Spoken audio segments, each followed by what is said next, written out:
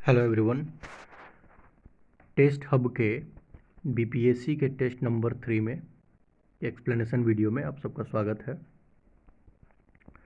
ये जो टेस्ट हुआ है ये प्रारंभिक मध्यकालीन भारत के सिलेबस को कवर करता है, तो इसमें आपको जितने भी क्वेश्चंस दिखेंगे वो प्रारंभिक मध्यकालीन भारत के ही दिखेंगे। तो आइए एक्सप्लेनेशन इसका शुरू करते हैं। एक्सप्लेनेशन शुरू करने से पहले हम एक मोटा मोटी डिवीज़न देख लेते हैं, जिससे जितने भी डेवलपमेंट हुए हैं प्रारंभिक मध्यकालीन भारत के, कितने राजवंश आए उत्तर भारत में और दक्षिण भारत में, इसका एक ब्रॉड कंसेप्ट संक्षेप में जिसको बोलते हैं वो अगर हम समझ लेते हैं तो क्वेश्चंस को टैकल करने में आसानी होती है। तो मैं कोई पेज देख लेता हूँ जो खाली टाइप का हो। ठीक है, यहाँ देख सकते हैं या फिर नीचे चलते हैं, नीचे और ज़्यादा खाली पेज मिल जाएगा जी। अच्छा, एक इन्फॉर्मेशन, हर संडे को आरा में टेस्ट हब का ऑफलाइन टेस्ट भी आयोजित होता है। तो ये इन्फॉर्मेशन थी आप लोगों के लिए। तो आइए पहले हम एक डिवीज़न देख लेते हैं कि प्रारंभिक मध्यकालीन भारत कहाँ से कहाँ, मतलब किस ईस्वी से किस ईस्वी तक के इतिहास को प्रारंभिक मध्यकालीन भारत के इतिहास में रखा जाता है, और इसमें उत्तर भारत में और दक्षिण भारत में कौन कौन से राजवंश आए और गए। तो हम सबसे पहले क्या करते हैं कि एक लाइन ड्रॉ कर लेते हैं। इधर हम देखेंगे उत्तर भारत के राजवंश को और इधर देख लेते हैं दक्षिण भारत के राजवंश को। तो देखिए उत्तर, ये जो टाइम फ्रेम है ये 600 से 1200 के बीच का रहेगा। सेम इधर भी 600 से 1200। अच्छा, अब ये जो 600 से 1200 का टाइम फ्रेम है इसको आप दो पार्ट में डिवाइड कर देंगे। पहला चलेगा 600 से 750, ये ईस्वी की बात हो रही है, एडी की, और दूसरा चलेगा 750 से 1200। सेम डिवीज़न इधर भी एज इट इज, 650 से 750 और 750 से 1200। अच्छा, ये बिल्कुल पिन पॉइंट डिवीज़न नहीं है, बस ये समझने के लिए है मोटा मोटी। तो देखिए उत्तर भारत में, अच्छा उत्तर भारत क्या, हम रफली ये मान लें कि विंध्याचल के ऊपर साइड, विंध्याचल के ऊपर को हम उत्तर भारत कह देंगे और नीचे को क्या कह देंगे, दक्षिण भारत कह देंगे। ये सब समझने के लिए है। तो एक सेकंड मैं इसको मिटा देता हूँ। तो देखिए 600 से 750 ईस्वी में उत्तर भारत में आपको पता है कि इस समय तक गुप्त जो साम्राज्य है वो ख़त्म हो चुका है, और आपको ये पता है कि कोई भी बड़ा साम्राज्य जब ख़त्म होता है तो उसके स्थान पर छोटे छोटे राज्य आने लगते हैं। तो ये जो काल है जिसको हम प्रारंभिक मध्यकालीन भारत का काल कहते हैं, इसमें आपको बहुत सारे छोटे छोटे राज्य देखने को मिलेंगे, और इसीलिए इसमें जो फैक्ट्स आते हैं और जो थोड़ी समझने में जो परेशानी है वो ज़्यादा बढ़ जाती है, क्योंकि राजवंश बहुत ज़्यादा आते हैं इसमें, इस काल में। तो खैर देखिए आप 600 से 750 जो है, इसमें उत्तर भारत में एक तरफ राज करेंगे थानेश्वर के पुष्यभूति, जिसमें आगे चल के हर्षवर्धन आएंगे। तो ये पुष्यभूति रहेंगे उत्तर भारत में, और इन्हीं के साथ साथ एक रहेंगे कन्नौज के मौखरी। कन्नौज के मौखरियों के साथ ही हर्षवर्धन की बहन की शादी होती है ग्रहवर्मन के साथ। तो ये दोनों इस टाइम फ्रेम में 600 से 750 में ये मेनली ये दो हैं, पुष्यभूति और मौखरी। 750 से 1200 में क्या होता है कि आपको पता है कि त्रिपक्षीय संघर्ष के 3 वो राजवंश हैं जो जिन्होंने पार्टिसिपेट किया था त्रिपक्षीय संघर्ष में। ये कौन कौन से हैं, पाल, प्रतिहार और राष्ट्रकूट। ये आपको दिखेंगे कब, पिक्चर में 750 से 1200 ईस्वी के आसपास, और राष्ट्रकूट। ठीक है, और इसके साथ साथ अन्य छोटे राज्य जो होते हैं, जैसे राजपूताना का उदय हो जाता है तो चौहान वंश आपको दिखेगा, चंदेल दिखेंगे, ये सब दिखेंगे। अच्छा, एक क्वेश्चन आप लोग पूछ सकते हैं कि ये 1200 का ही डिवीज़न क्यों लिया है मैंने, ये 1200 तक का ही क्यों लिया है? तो इसका आंसर ये है कि इस 1200 के बाद दिल्ली सल्तनत का काल शुरू हो जाता है। ठीक है, इसलिए प्रारंभिक मध्यकालीन की जब हम बात करते हैं तो हम टाइम फ्रेम 1200 तक का ही ले रहे हैं। ठीक है, तो ये उत्तर भारत की कहानी यहाँ पे कंप्लीट हो जाती है, पाल, प्रतिहार, राष्ट्रकूट और छोटे छोटे राज्यों के उद्भव को लेके, है ना। नेक्स्ट हम लोग चलते हैं दक्षिण भारत की तरफ। दक्षिण भारत में आप देखिएगा कि 600 से 750 का जो टाइम फ्रेम है, इसमें आपको कांची के पल्लव के बारे में पढ़ना है, बादामी के चालुक्य के बारे में पढ़ना है और मदुरै के पांड्य के बारे में पढ़ना है। पांड्य पढ़ा भी होगा आप सबने। अच्छा, और ये 750 850 के बाद 1200 तक का जो काल है, ये डिवीज़न यहाँ पे सिर्फ हम चोल को पढ़ेंगे। और ये चोल कौन? ये विजयालय वाला चोल है। उसके पहले आपने एक चोल का नाम सुना होगा, करिकाल वाला, तो वो प्रारंभिक मध्यकालीन भारत के पहले का है। तो मोटा मोटी यही डिवीज़न है एक कंसेप्ट बिल्ड करने के लिए, जो आगे बहुत सारे क्वेश्चंस में आपकी हेल्प करेगा ऑप्शन एलिमिनेशन में। तो चलिए अब हम शुरू करते हैं अपना टेस्ट डिस्कशन और क्वेश्चन के आंसर्स को देखते हैं।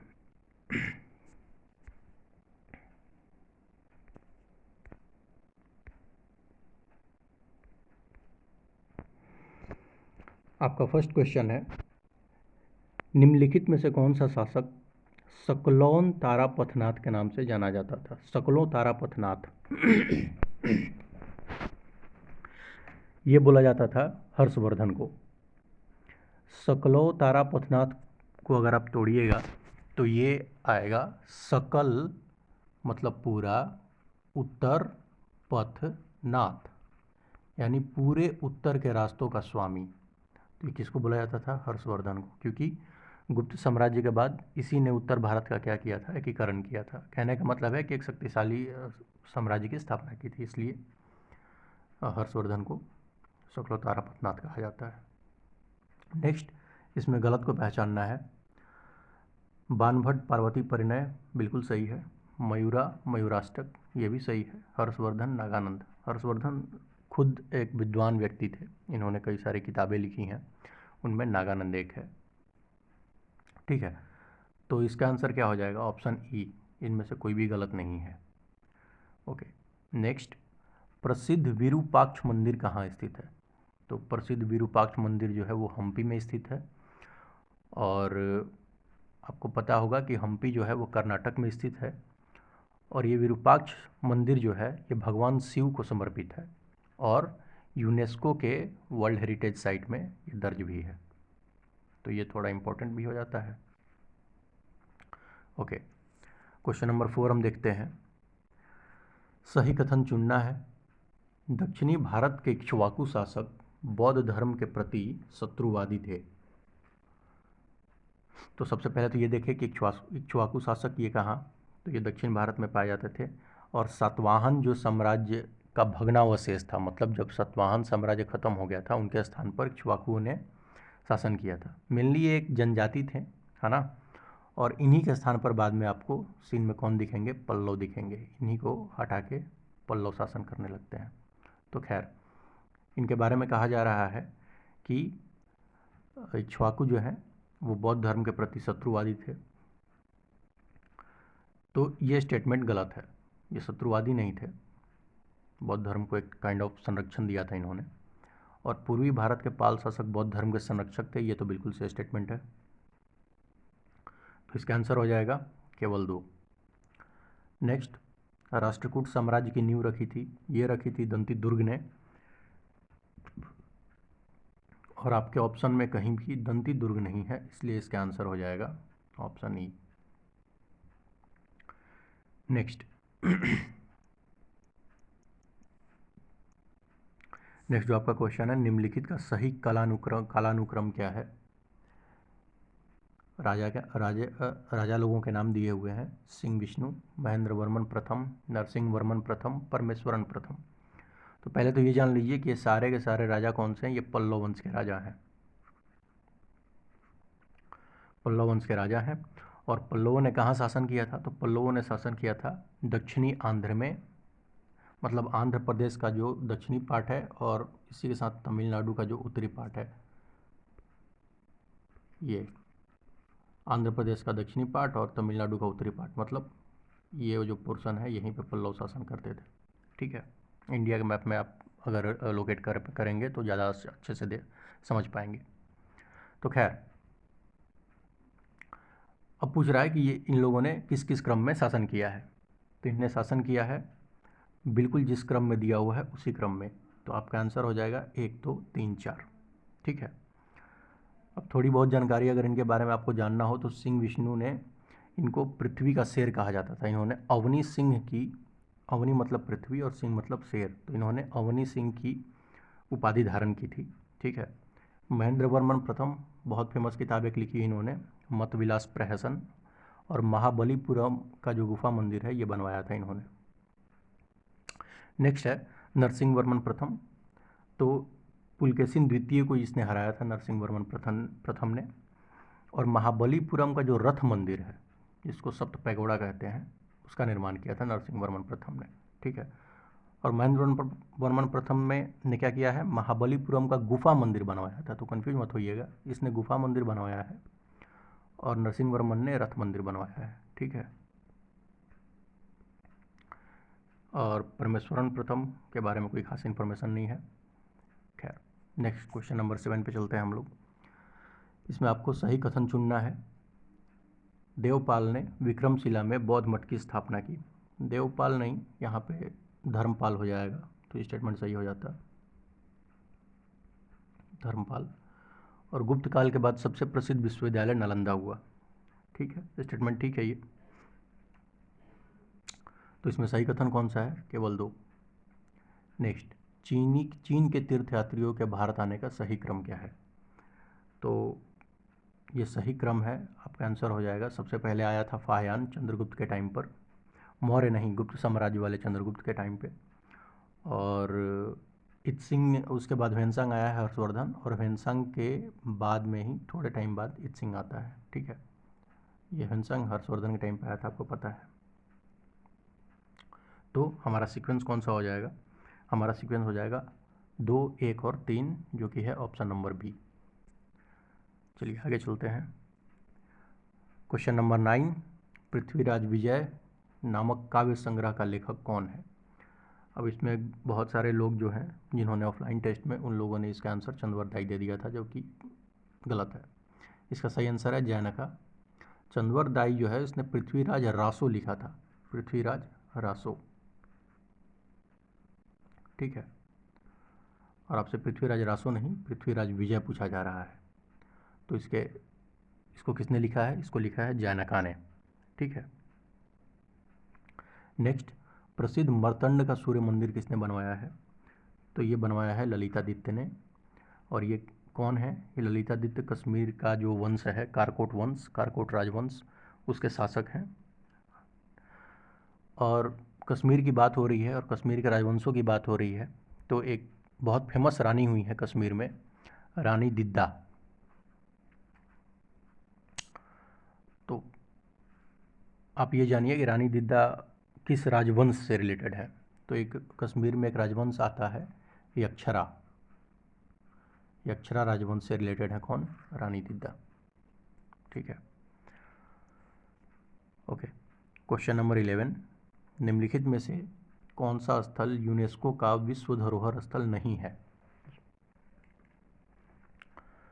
नहीं है पूछा जा रहा है। तो इसमें देखिए, कोणार्क का सूर्य मंदिर बिल्कुल है। किसने बनवाया है कोणार्क के सूर्य मंदिर को? ये उड़ीसा में जो गंग शासक थे उन लोगों ने बनवाया था।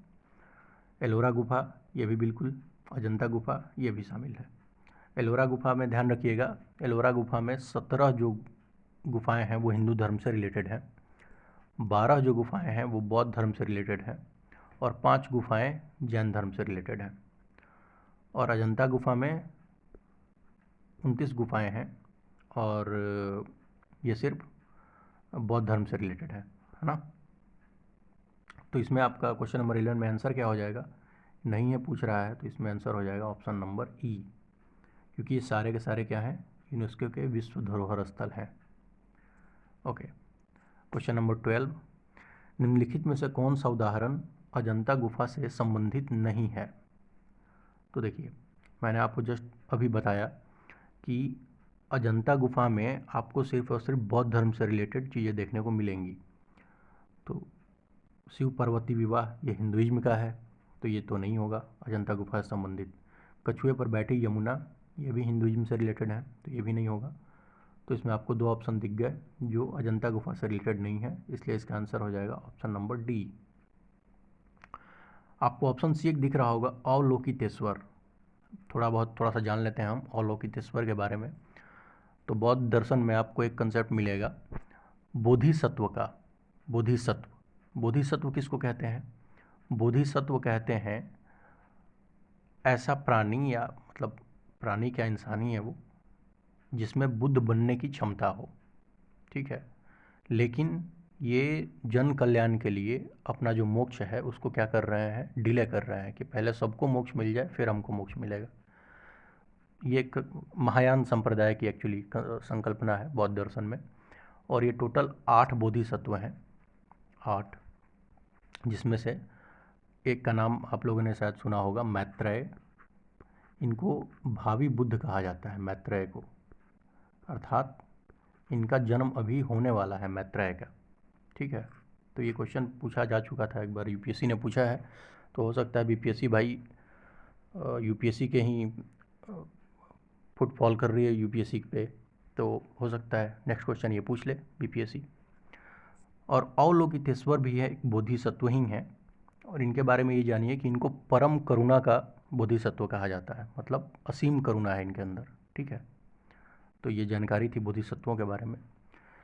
क्वेश्चन नंबर 13 पे आते हैं हम लोग। बोरोबुदुर स्तूप कहाँ अवस्थित है।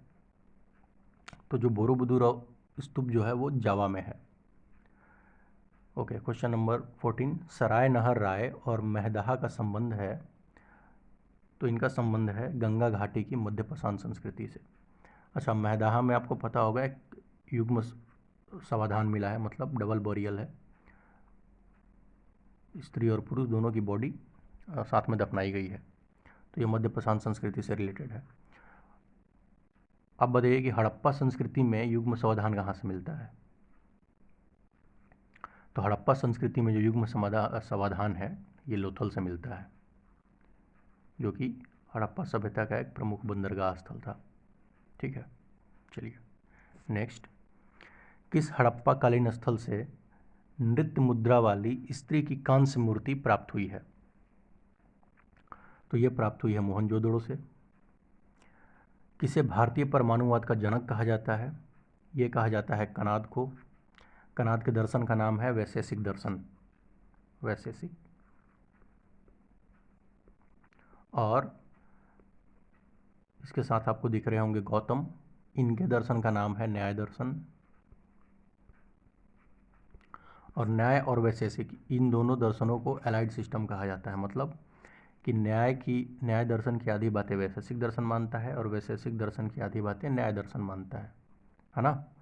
और फिलॉसफी में डिटेल में अगर बात करें तो जो तत्व मीमांसा की बात है न्याय दर्शन की, तत्व मीमांसा की बात जो है वैशेषिक दर्शन की, वो न्याय दर्शन एज इट इज मान लेता है।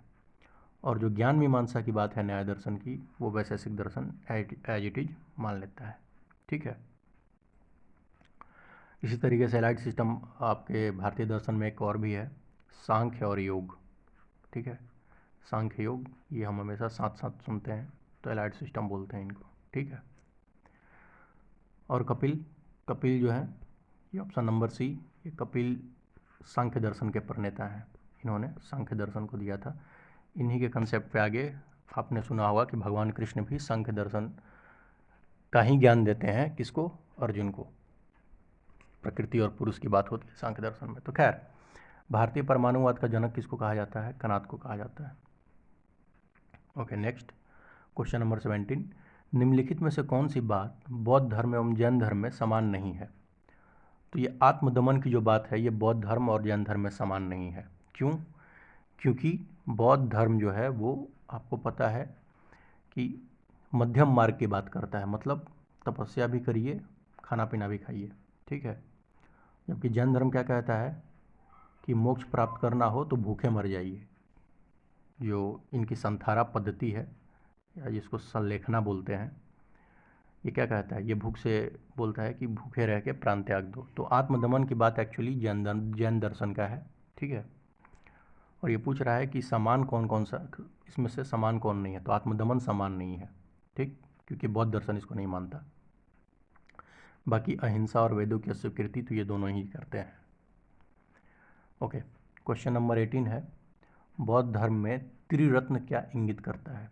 तो बौद्ध धर्म में जो त्रिरत्न है वो है बुद्ध, धम्म और संघ। बुद्धम शरणम गच्छामि, धम्मम शरणम गच्छामि और संघम शरणम गच्छामि। तो ऑप्शन सी। ओके, नेक्स्ट, निम्न में से कौन सा क्षेत्र अशोक के साम्राज्य में सम्मिलित नहीं था? तो श्रीलंका जो है वो अशोक के साम्राज्य में सम्मिलित नहीं था। तो option number B is the right answer. आगे चलते हैं क्वेश्चन नंबर 20 पर। मौर्य काल में सीता से तात्पर्य है? तो मौर्य काल में सीता जो है वो सीता एक भूमि का प्रकार होता था, तो राजकीय भूमि से प्राप्त आय को क्या कहा जाता था? सीता। नेक्स्ट, भारत में सर्वप्रथम स्वर्ण मुद्राएं किसने चलाई? तो भारत में सर्वप्रथम स्वर्ण मुद्राएं चलाई थी इंडो बैक्ट्रियन ने। ओके, क्वेश्चन नंबर 22, चरक और नागार्जुन किसके दरबार से संबंधित थे? तो चरक और नागार्जुन जो हैं वो कनिष्क के दरबार से संबंधित थे। नेक्स्ट, क्वेश्चन नंबर 23, किस संगम युगीन राज्य के संरक्षण में 3 संगमों का आयोजन किया गया? संगम एक्चुअली एक कवियों का सम्मेलन था साउथ में, ठीक है, और इसमें बहुत सारी रचनाएं हुई हैं संगम काल में, जैसे बड़ा कठिन नाम है तिरुवक्केरुल्लर और मणिमेकलई, है ना, तोलकपियम, ये सब रचनाओं के नाम है, ठीक है। तो ये पूछा जा रहा है आपसे कि संगमों का आयोजन किस काल में हुआ? तो ये हुआ था पांड्यों के काल में। Option number C is the right answer. Okay, question number 24, सोने के सर्वाधिक सिक्के किस काल में जारी किए गए? तो सोने के सर्वाधिक सिक्के जो हैं वो गुप्त काल में जारी किए गए थे। नेक्स्ट, क्वेश्चन नंबर 25, कन्नौज को सर्वप्रथम महत्ता प्रदान करने वाले कौन थे? तो ये थे मौखरी, ठीक है, इनकी राजधानी थी Kannauj. Okay, next, question number 26, ढिल्लिका नगर की स्थापना किसने की थी? तो देखिए, ढिल्लिका नगर की जो स्थापना है वो की थी तोमरों ने, है ना। और इसके बारे में एक कहानी है पृथ्वीराज रासो में कि जो तोमर राजा थे अनंगपाल, इनको एक तपस्वी मिलते हैं और ये कहते हैं कि वहाँ पे मतलब दिल्ली में एक पिलर था, पिलर इस टाइप का। तो उस तपस्वी ने अनंगपाल से बोला कि ये पिलर जो है वो शेषनाग के फन पर रखा हुआ है और ये पिलर जब तक सीधा खड़ा रहेगा तब तक आपका शासन चलेगा। तो उनकी बातों की सत्यता की परख करने के लिए अनंगपाल ने क्या किया कि बोला कि इसकी खुदाई करो। तो जब लोगों ने खुदाई किया तो ऐसा कहा जाता है कि उनके जिस भी चीज़ से वो खुदाई कर रहे थे, फावड़ा, कुदाल, जो भी हो, उसमें खून लग गया था खुदाई करते करते। तो इनको लगा कि शायद शेषनाग के फन पे लग गया होगा कुल्हाड़ी या कुदाल, तो उन्हीं का खून है। तो उन्होंने बोला कि नहीं, इसको जल्दी से भर दीजिए और इसको फिर से ऐसे ही रख दीजिए। तो जब उन लोगों ने इस पिलर को फिर से सीधा खड़ा किया तो ये थोड़ा सा ढीला रह गया। तो ढीला रह गया इसलिए इसका नाम पड़ा ढिल्ली का, और आगे चल के ये ढिल्ली का अपभ्रंश होते होते दिल्ली बन गई, ठीक है। तो स्थापना किसने की थी? तोमरों ने। नेक्स्ट, सम्रांगन सूत्रधार, सरस्वती कंठाभरण और योग सूत्रवृत्ति आदि पुस्तकों के लेखक कौन हैं? तो इन पुस्तकों के लेखक हैं भोज परमार, ठीक है। और यहाँ पे थोड़ा सा कन्फ्यूजन हो जाता है लोगों को भोज परमार और मिहिर भोज में। तो देखिए, मिहिर भोज जो हैं वो एक प्रतिहार राजा हैं, प्रतिहार, ठीक है, और भोज परमार जो हैं परमार के हैं, ऑफ कोर्स नाम में ही है परमार। मिहिर भोज कहाँ शासन करते थे? मिहिर भोज यूपी के आसपास शासन करते थे, ठीक है, अराउंड 730 ईस्वी। और भोज परमार ये मालवा के आसपास आई थिंक ये शासन करते थे, है ना, 948 ईस्वी के आसपास। तो एक क्लियर कट डिस्टिंक्शन है दोनों के बीच में, तो कन्फ्यूज होने की ज़रूरत नहीं है, ठीक है। और जो सिंधु राज हैं ये भोज परमार के पिताजी हैं। चलिए question number next, question number 28। Kalhana की राज तरंगिनी में कुल कितने तरंग हैं? तरंग मीन्स पार्ट, तो ये 8 पार्ट हैं। अगला क्वेश्चन, 64 योगिनी मंदिर कहाँ स्थित है? तो ये जबलपुर में है, एमपी। और 2021 प्रीलिम्स, यूपीएससी के प्रीलिम्स में ये क्वेश्चन आया था 64 योगिनी मंदिर पे, ठीक है, कि हमारा जो संसद का जो पहले वाला डिज़ाइन है ये राउंड राउंड और पिलर्स के साथ, ये एक्चुअली इंस्पायर्ड था ये 64 योगिनी मंदिर से, ठीक है। क्वेश्चन नंबर 30, 3 मुख वाली ब्रह्मा विष्णु महेश की मूर्ति जो त्रिमूर्ति के नाम से जानी जाती है कहाँ है? तो ये एलिफेंटा गुफा में है, महाराष्ट्र। आगे चलते हैं, क्वेश्चन नंबर 31। मामल्लपुरम में सप्त पेगोड़ा या रथ मंदिरों का निर्माण किसने कराया? तो ये कराया है किसने? आपको पहले भी बताया मैंने, ये कराया था नरसिंह वर्मन प्रथम ने, ठीक है।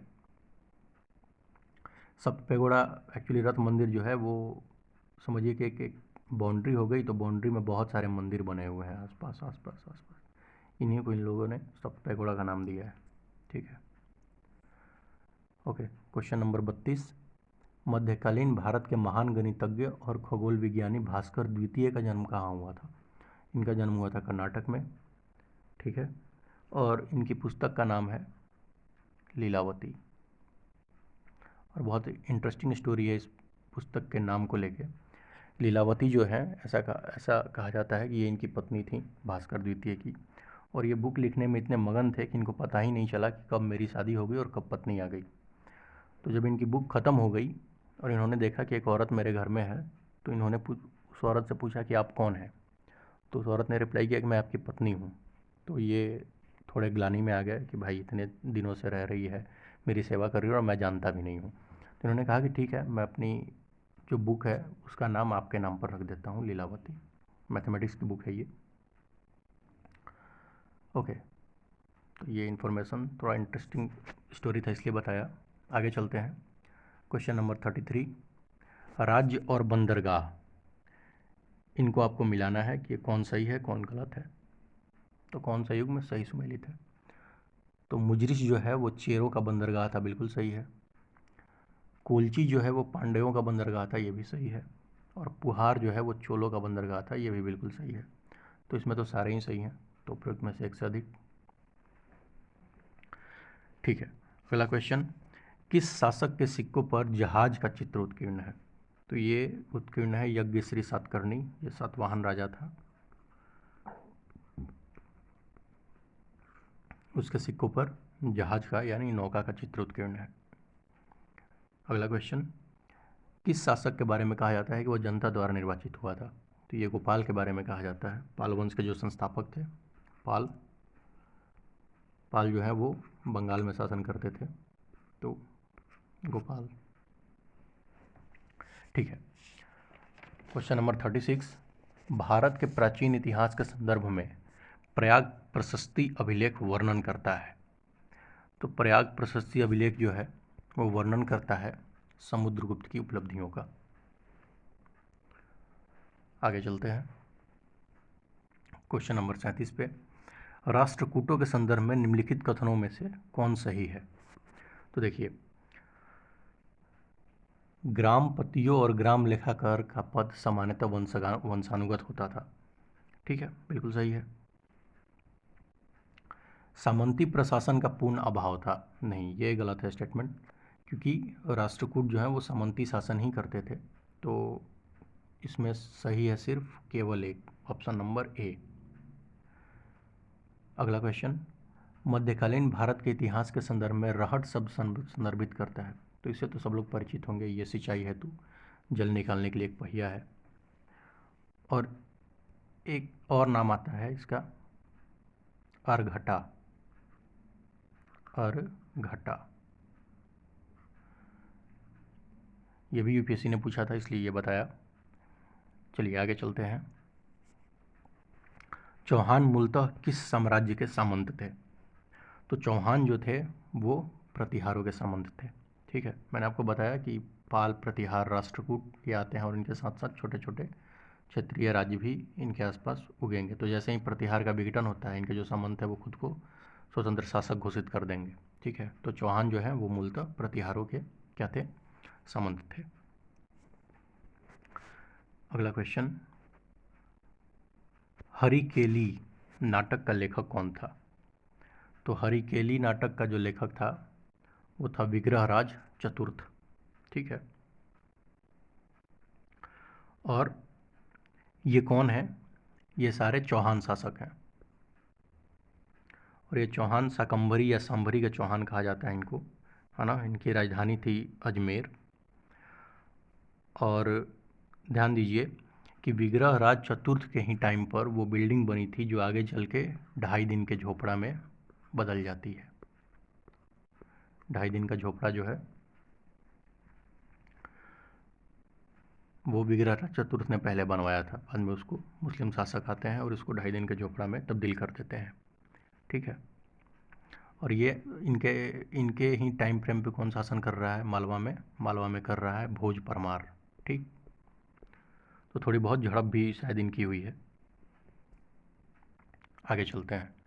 क्वेश्चन नंबर 41, कंदरिया महादेव मंदिर का निर्माण किसने कराया? तो कंदरिया महादेव मंदिर का निर्माण जो है वो विद्याधर ने करवाया है, ऑप्शन नंबर सी। और ये कौन है? ये बुंदेलखंड में शासन कर रहे हैं चंदेल वंश के लोग हैं। ये यशोवर्मन, ढंगदेव, विद्याधर, ये सारे कौन से शासक हैं? चंदेल शासक हैं। बुंदेलखंड यानी एमपी के आसपास, है ना। और ये भी प्रतिहारों के ही सामंत थे। और इस चंदेल वंश की स्थापना किसने की थी? स्थापना की थी नन्नुका ने। नन्नुका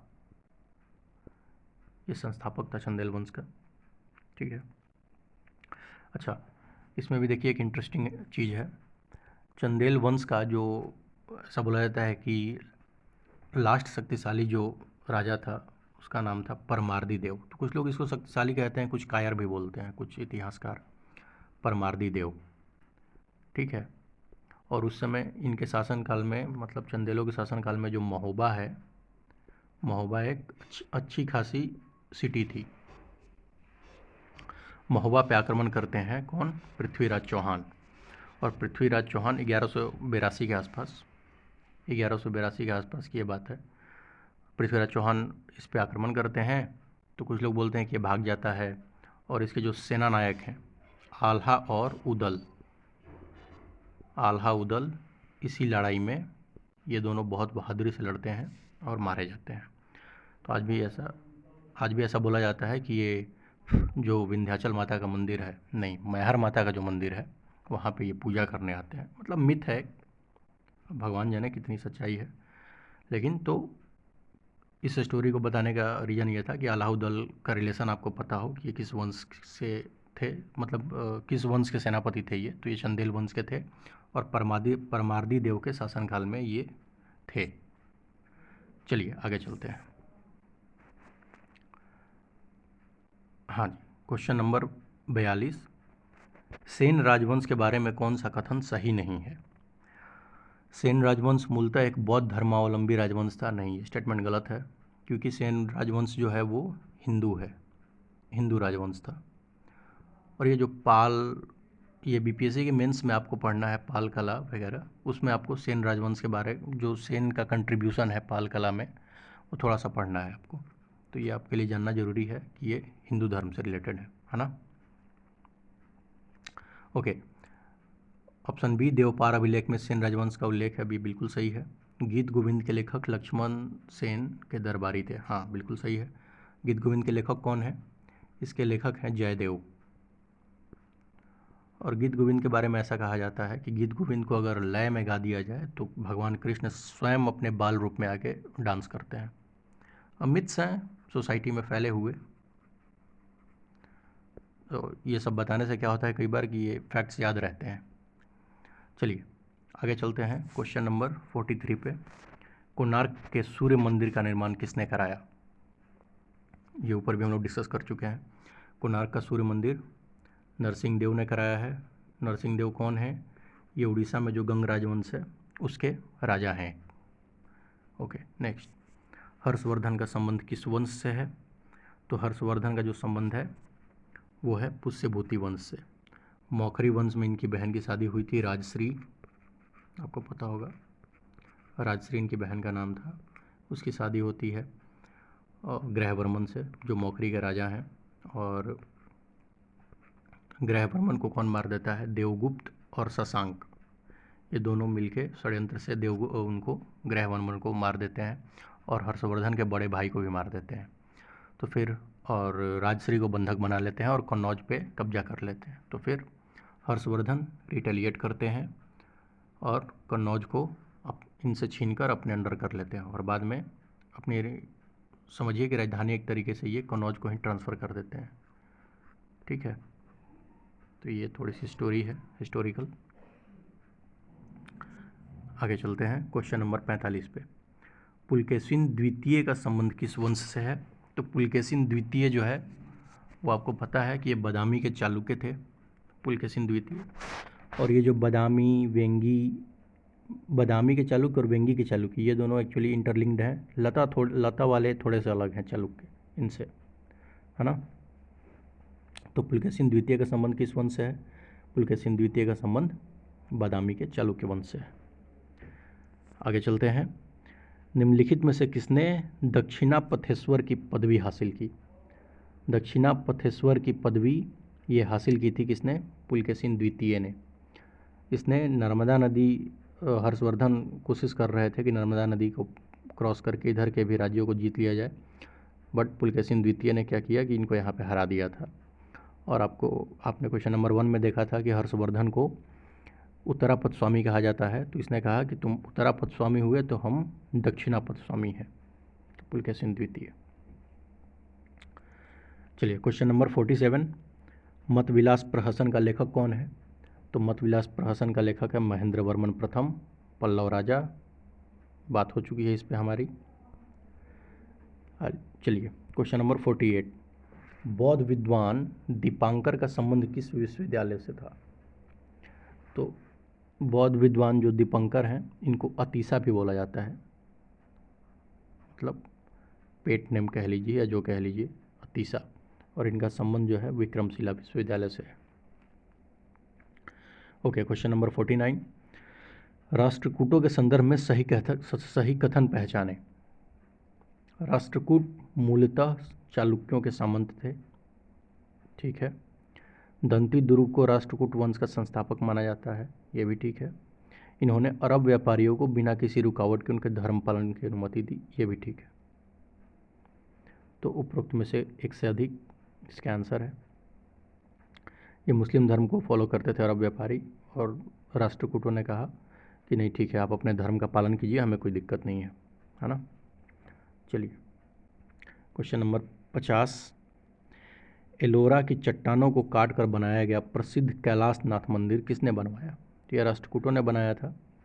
और राष्ट्रकूटों में भी कौन? तो ये कृष्ण प्रथम ने बनवाया था। कृष्ण प्रथम एक राष्ट्रकूट राजा हैं, इन्होंने बनवाया था ये कैलाशनाथ मंदिर।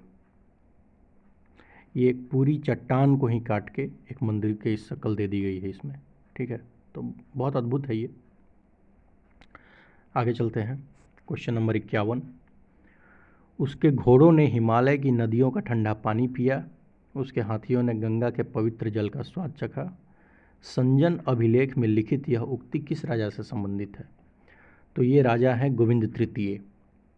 और गोविंद तृतीय का जो सैन्य आक्रमण था वो इतना खतरनाक था कि इनकी तुलना सिकंदर से की जाती है और महाभारत के अर्जुन से की जाती है, गोविंद तृतीय की, ठीक है।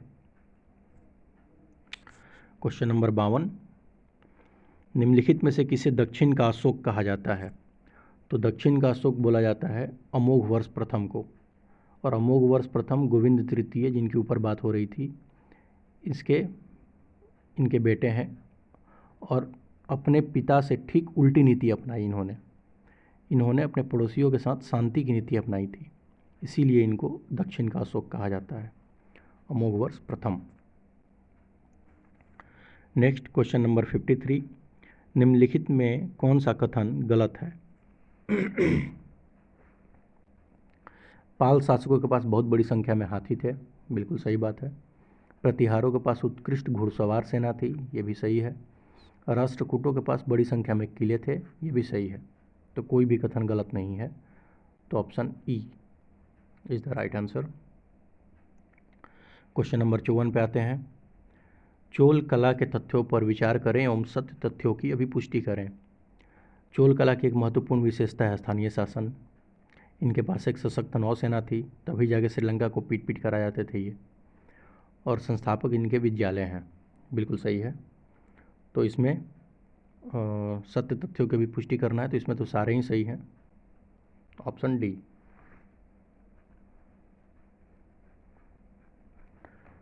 आगे क्वेश्चन नंबर 55, किसने गंगाई कोंड चोलापुरम नामक नई राजधानी स्थापित की? तो ये किया था किसने? राजेंद्र प्रथम ने। ये चोलों में ऐसा राजा है जिसने गंगा को क्रॉस करके यहाँ के राज्यों को, छोटे छोटे जो राज्य हैं उनको हरा दिया था, और इसी उपलक्ष्य में इसने कावेरी नदी के तट पर एक नई राजधानी बनाई थी और उसका नाम रखा था गंगाई कोंड चोलापुरम, अर्थात वह चोल जिसने गंगा को जीता है। तो यह है राजेंद्र प्रथम। ओके, नेक्स्ट, चोल प्रशासन में नगरम शब्द किस लिए प्रयुक्त हुआ है? तो देखिए, नगरम जो शब्द है ये व्यापार समूहों की सभा को कहा जाता था, और कुछ फेमस जो नगरम हैं वो हैं, एक मान के चलिए कि एक को बोला जाता था वनिया नगरम। तो वनिया नगरम जो है ये तेल के व्यापारी थे, है ना। और है माने सलिया नगरम, सत्सुम नगरम, ये सारे ग्रुप्स के नाम हैं, ठीक है।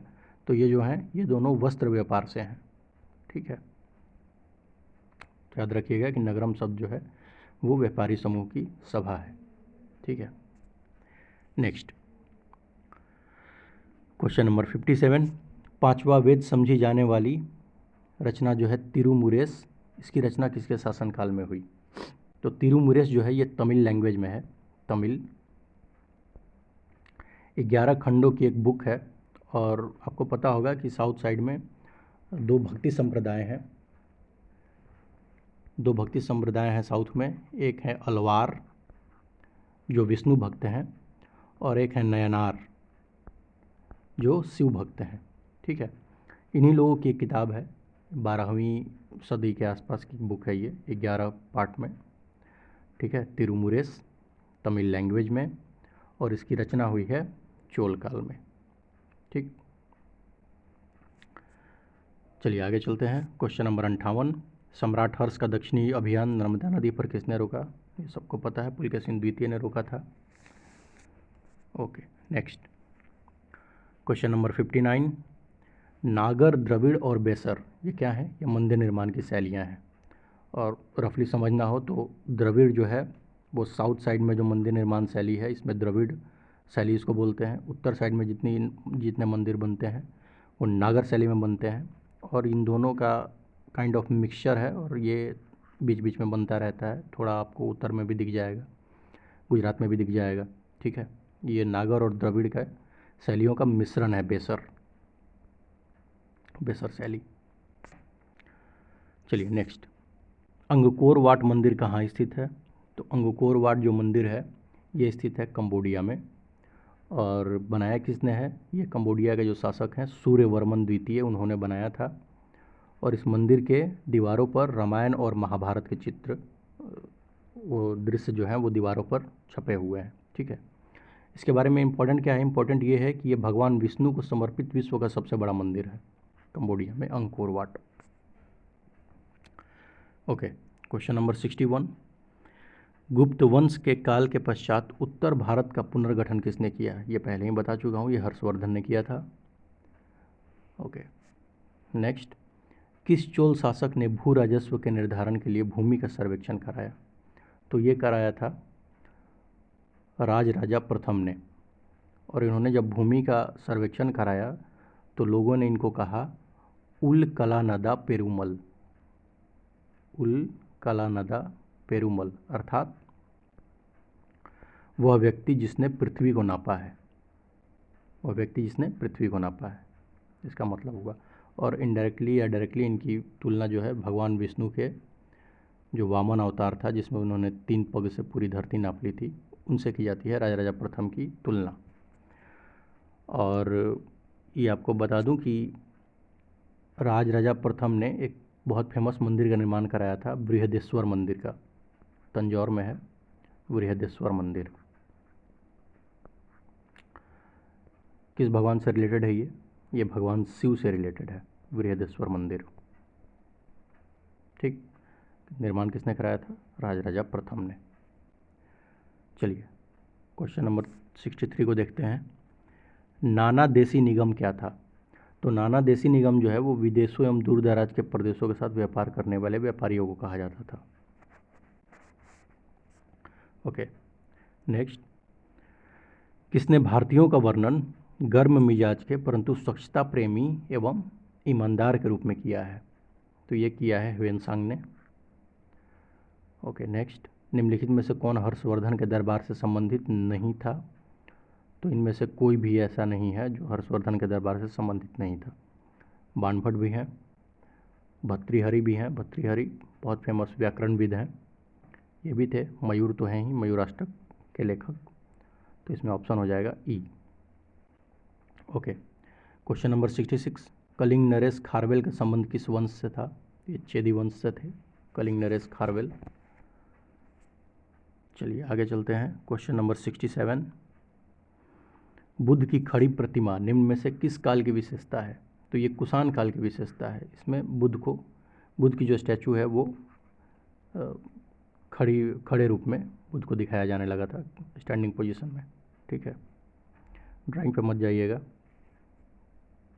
ये कुषाण काल की विशेषता है।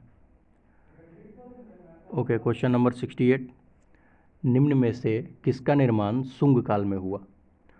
तो देखिए, सुंग जो हैं वो उनको आमतौर पर बौद्धों का शत्रु माना जाता है कि ये बौद्धों को बहुत प्रताड़ित करते हैं सुंग। लेकिन यहाँ पे कंट्राडिक्शन देखिए इतिहास का कि इन्हीं के शासनकाल में भरहुत स्तूप का भी निर्माण होता है, और सांची स्तूप का जो तोरण द्वार था, तोरण द्वार यानी प्रवेश द्वार जो है सांची स्तूप का, इसका भी निर्माण होता है सुंग के ही काल में। और भाजा का जो स्तूप है ये भी सुंग के काल में ही निर्मित हुआ है। ठीक है, चलिए आगे चलते हैं। क्वेश्चन नंबर 69, भारत में प्रथम बार सैनिक शासन व्यवहार में लाया गया। तो सैनिक शासन व्यवहार में सबसे पहले कौन लेके आया था? ग्रीक। ठीक है, शक जो है वो सबसे पहले क्षत्रप प्रणाली लेके आए थे, क्षत्रप प्रणाली शकों ने लाया था, और सैनिक शासन ग्रीकों ने लाया है। ठीक है, आगे चलते हैं। लोकायत संप्रदाय की स्थापना किसने की? तो लोकायत संप्रदाय की स्थापना की थी चारवाक ने।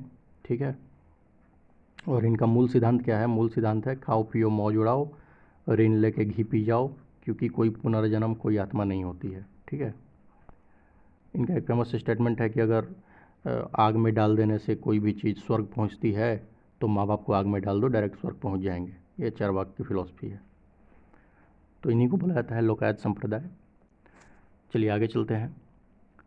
चित्रित पांडुलिपि अष्टसहस्त्र प्रज्ञापरामिता और पंचरक्ष का संबंध किस युग से है? तो ये पाल से है।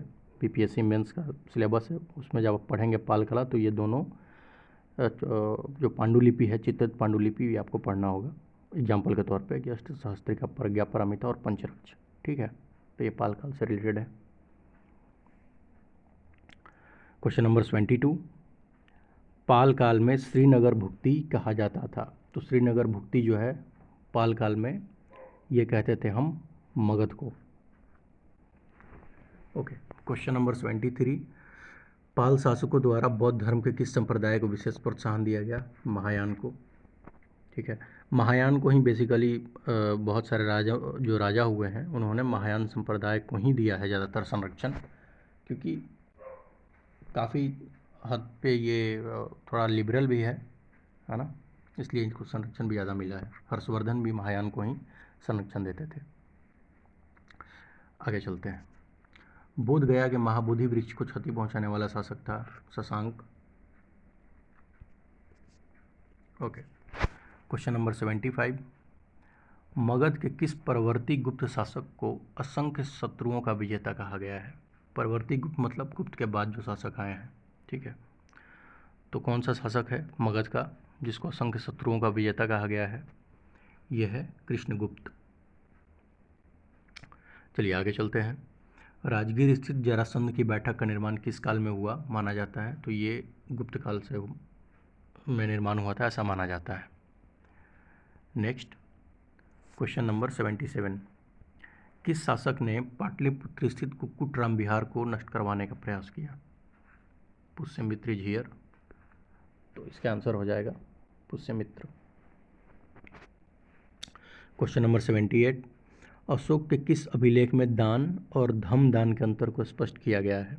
तो ये नवम शिलालेख में स्पष्ट किया गया है।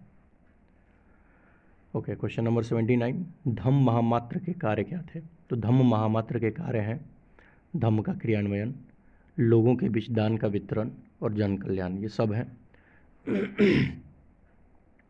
तो इसका आंसर हो जाएगा ऑप्शन नंबर डी। और जीएस का अब लास्ट क्वेश्चन हम देख रहे हैं।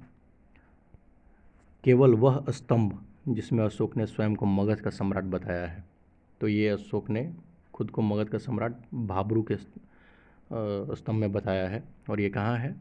यह है राजस्थान में, ठीक है। यहाँ पे एक जिक्र है मस्की का, तो मस्की जो है ये कर्नाटक में है। और यहाँ पर अशोक ने अपना नाम बताया है कि अशोक नाम है, ठीक है।